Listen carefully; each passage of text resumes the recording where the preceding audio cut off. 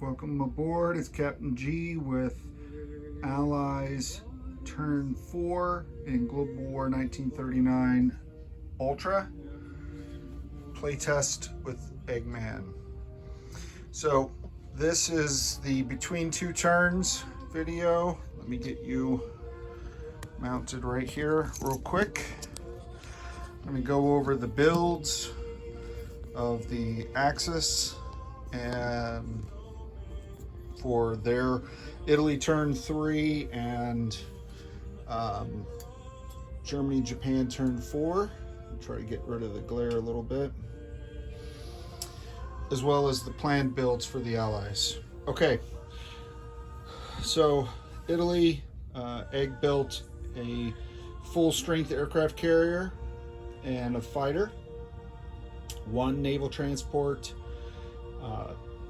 artillery, and an infantry for Italy. With the, let me back you up a little bit. So with Germany, you have the minor allied builds, Finland and infantry, Hungary and infantry, Romania, medium armor, and Bulgaria, and artillery. Then Germany's build, they have the one per turn elite infantry, SS infantry, 2 of the SS Panzer Grenadiers, 5 medium armor, 3 infantry, 3 artillery, and 2 military bases, which he placed in Poland, in Western Poland and Warsaw. So he can produce 2 infantry, or not Warsaw, I'm sorry, Warsaw and Ebling, East Prussia. So not Western Poland. So right on the front, right on the border against the Soviet Union.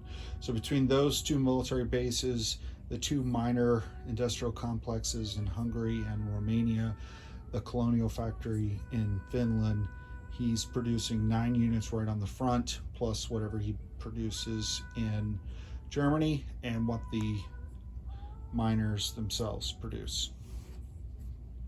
For Japan, of course, there's the 1 infantry per turn in Siam.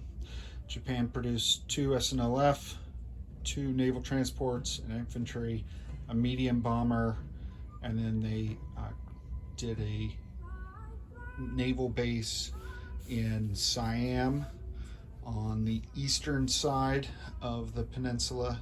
So in the Vietnam, Saigon side, rather than the Burma, India side. Okay, so that's no special units, nothing that we need to necessarily go over. Those are all things that have been built before.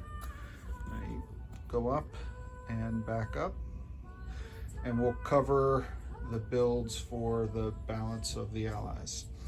So on the Allied turn, with their 6 income, the CCP is going to be building 2 infantry. The Soviets have 42, and they're building 9 infantry. They're in stacks of 3 to put in Karelia, Leningrad, and probably Stalingrad. And then in Moscow, 2 more of the elite guards infantry. And then this is my placeholder unit. It's a 3D Sculpt T-34, but I'm using it in lieu of the KV-2 tank, which I don't have a sculpt for. So as opposed to the standard green out of box Axis and Allies T-34, which is just a generic medium tank, this nice HBG 3D Sculpt will be that elite tank for us. Okay, and it defends at an 8, which is why I'm buying it and placing it in Moscow. So that'll be the Soviet CCP turn, and then we go to the British Commonwealth. Anzac in Sydney, another Z-Force, regular infantry, artillery. They have 16, and then they're going to build an infantry in New Zealand and an infantry at the military base in New Guinea. South Africa just producing their 1 infantry now that they're on a schedule to start shucking troops up to Rio de Oro and then to Gibraltar. Canada had saved a little bit each turn, and now they can produce 2 transports at the same time, and they've cleared out between Canada and the UK building destroyers. They've cleared that out, so 2 transports to bring those forces either down to Gibraltar or across to the British Isles. Far East Command, knowing Japan's going to war next turn, probably against them, but yeah, probably against them. But where they use the surprise attacks, we don't know. So we're going to build a fortification in Calcutta, also a coastal gun in Calcutta, 3 infantry in Calcutta, and 2 in 2 of the 3 military bases that surround the city. And that's all their funds. They all have 1 left. For the British economy itself, again, leveraging their ability to produce units in other locations. They're going to build a fighter in Anzac. They're going to build one of those defensive tanks that defend at an 8, similar to what they built last time in North Africa. This time they're going to build it in Calcutta. They're going to build a commando, which is a +1 on attack, down in South Africa at the colonial factory there. Another destroyer in Canada. A coastal gun in Cairo. 3 infantry in Cairo and 1 infantry in Gibraltar, and that is all of their money. They only had 31 themselves, but 10 out of the 20 that the U.S. sent Lend-Lease survived interdiction, and that allowed them to get basically this extra fighter. And then behind that, which I didn't realize when I finished zooming, behind that is the U.S. KMT builds. It's just right between the 2 notches, so let me freestyle this. Hopefully I won't drop my... Okay. So KMT technically goes first, so they have 9. They're building 3 infantry. Actually, they have 11. They're building 3 infantry. They'll have 2 left over. And then the U.S. is building 2 naval transports, 1 in the Pacific, 1 in the Atlantic, 2 Marines, and AAA on the Pacific side. This is an LVT, so like an amphibious tank. It adds +1 to any infantry offloading from the transport with it. And then a B-17 heavy bomber. So instead of 2 dice at 4, it rolls 3 dice at 4. So that is the US build. So now the question is that I've been weighing as I'm thinking about my turn, and you can see I've started to place some of the markers that I'm planning for my move. The Soviets, in theory, they're at 35. They need to get to 48. So that's only 13 away. With 1 good roll, they could get there. Do they declare war on Germany? And then that means the US doesn't get the +10, or do they let the Germans attack? I'm thinking in Russia's case, definitely declare war. Don't allow the Barbarossa advantage. That would allow me to maximize my 2 northern fortifications, and just not allow him to hit me without me being able to hit back, if I'm going to hit back anywhere with the 5th Shock Army. But it means the US loses out on 10. The US is at 45. They need 80 to be able to declare war. So they're only 35 away, 10 for the Axis attacking Russia, and 25 for Japan declaring war on the Netherlands or Commonwealth. That's it. That gives them the 35, and the US will definitely be at war turn 5.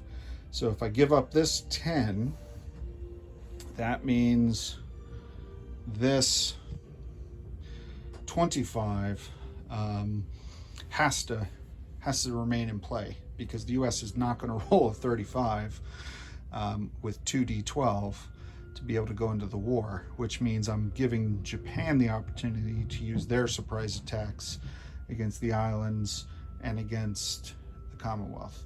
The British can declare war on Japan at any time, so they don't have to roll anything like the Soviet Union does. But that's a big move. 25 IPPs, turn and a half, 2 turns, easy. I guess definitely 2 turns, easy. And with giving up the 10 from the Russians, it would be hard to give this up. So I think sadly, we're just going to have to brace for impact, let Japan do their air quotes surprise attack, get that 25 bonus to the US. That will move Japan to, it'll move the US from 43 to 68. So they'll be 12 off. That'll be 12 off. Okay. And with 2d12, unless it's a horrible roll, they'll be able to get in. So again, that's the debate back and forth that I'm having. It will be decided by the time you watch this, because immediately following this video will be the Allied Turn 4 video, and we'll post them together. With that, on behalf of Eggman, whose birthday is tomorrow, and we'll be celebrating that with the turn of this game. I'm Captain G, over and out. Welcome aboard, Captain G, with Global War 1939 Ultra Playtest, Allies Turn 4. All right, so last half of this video, I just covered the builds. Let me fill you in on how we did with the turns. I'll start, actually I was heading towards Russia. Let me start with the CCP. They did a breakout attack into this territory because for the most part, the Japanese forces, Manchuria is wide open and they're poised down here, and I'll talk about that a little bit later. And they have China. So with this territory, it's not all on the coast, and the Japanese only have 2 individual infantry to counter. So these guys were basically broken out and will be able to wreak havoc behind the scenes in Japan. And then they place their 2 new units here to try to preserve their income. We'll see what happens.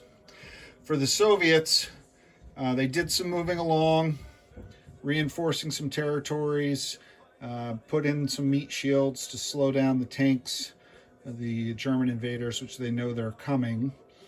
So no big movements. The only significant movement here was consolidating this force. I was debating sending these infantry west or stay here to keep an eye on Japan, and I'm staying here.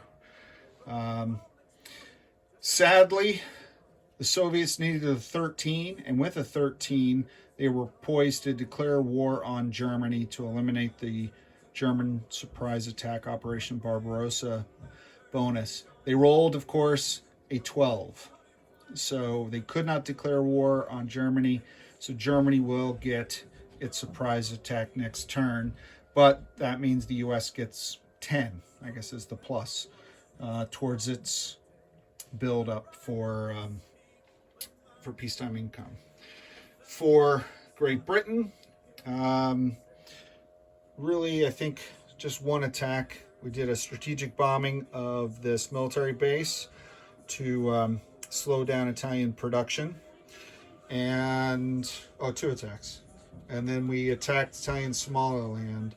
We had 3 infantry and artillery and 2 tactical bombers, a Swordfish and a regular tactical bomber. Still took us like 5 rounds. It was a giant pillow fight. It was terrible. The Italians took out 2 South African infantry before finally falling in the battle. Should have been taken out 2 rounds at most. So that was disappointing.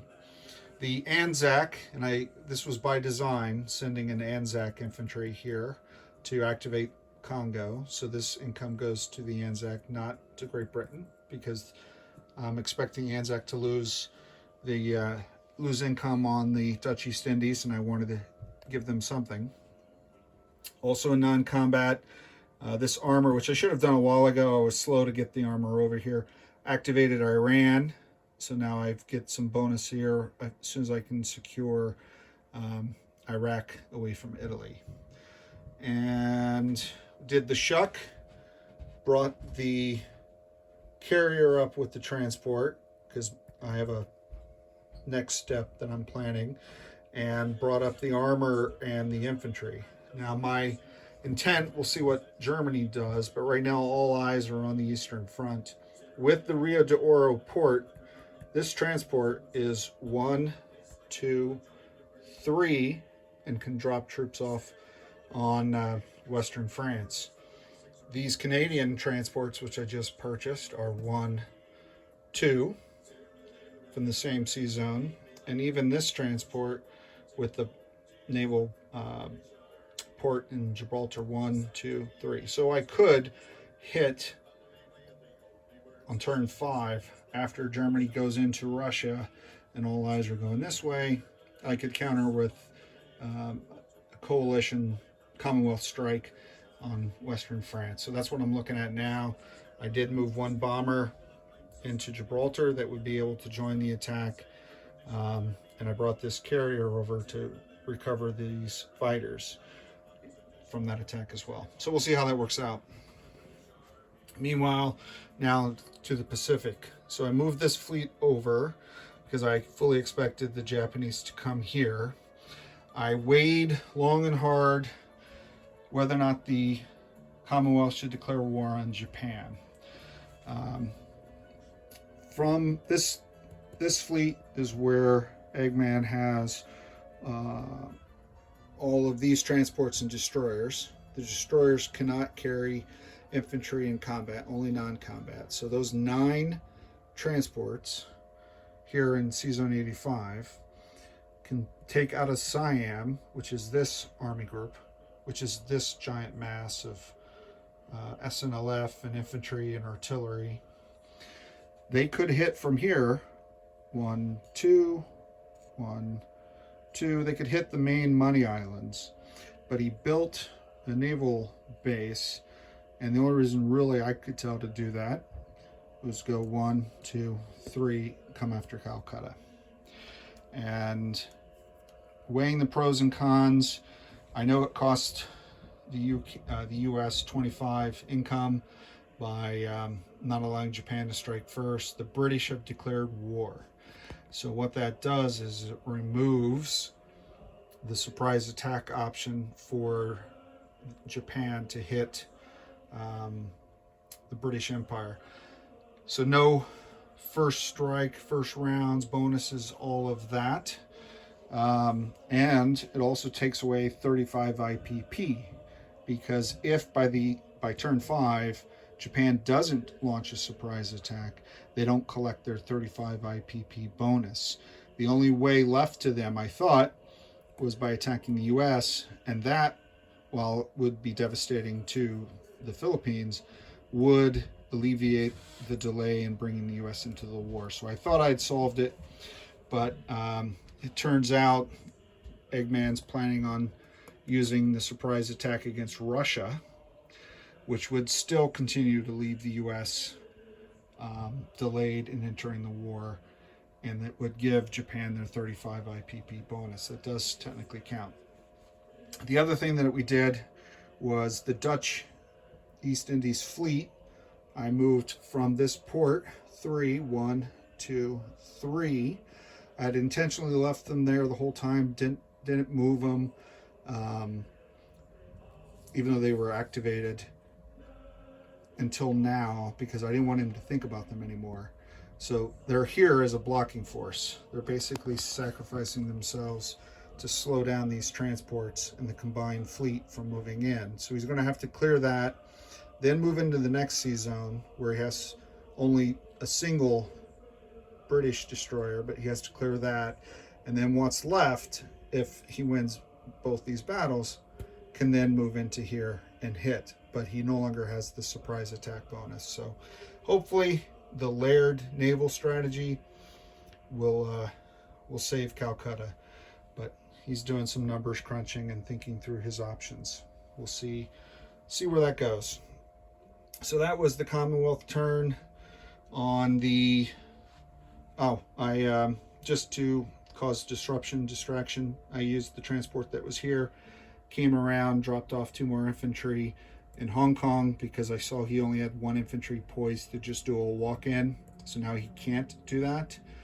It probably means this guy will die, but again, if he's using his air and his ships to go after these strategic objectives, does he worry about a transport up here? If he sends a fighter up here, that's 1 less fighter coming down there as well. So put the transport up here, went back into Hong Kong that I abandoned pretty early in the game. I also poised these Anzac submarines, 1, 2, 1, 2, within striking zone of the 2 Japanese convoy zones. So that's 8 IPP, and this one, 1, 2, another one here. So I could hit him with 11 IPP once we're at war. He's got destroyers here, but we'll see where he sends them and how dispersed he goes. For the US, similar to the Hong Kong strategy, I took the 1 transport that was already here. I'd been shucking Marines and other units into Hawaii. I brought 1, 2, 3, brought the transport here. My original plan was to bring a Marine and an anti-air, but with the UK declaration of war and my assumption that he would have to use the surprise attack against the US, there's no defense the first round, and that would basically eliminate the need for an anti-air, because that's the only time they can fire. So I changed it last minute to 2 Marines. Hopefully these Marines and infantry will slow down the Japanese, maybe force him to have a larger than he wanted attack force in the Philippines. But if he does his surprise attack against Russia, then that means he's not bringing the US into the war, and I can continue to make this really a strong point in the heart of the Japanese Pacific. So if he doesn't, I could shuck, well, I don't think this naval base is on this side, so I don't think I can go back 3, but I can send this back and then bring this one forward with more Marines and anti-air. We'll see. Again, it's trying different strategies and disrupting his intent. So that's it for the Allies. Not a big role. It was basically some mental logistics on how do we stop, prevent, delay, disrupt the Axis battle plans. So next up will be the Axis turn 5. This is Eggman and Captain G, over and out.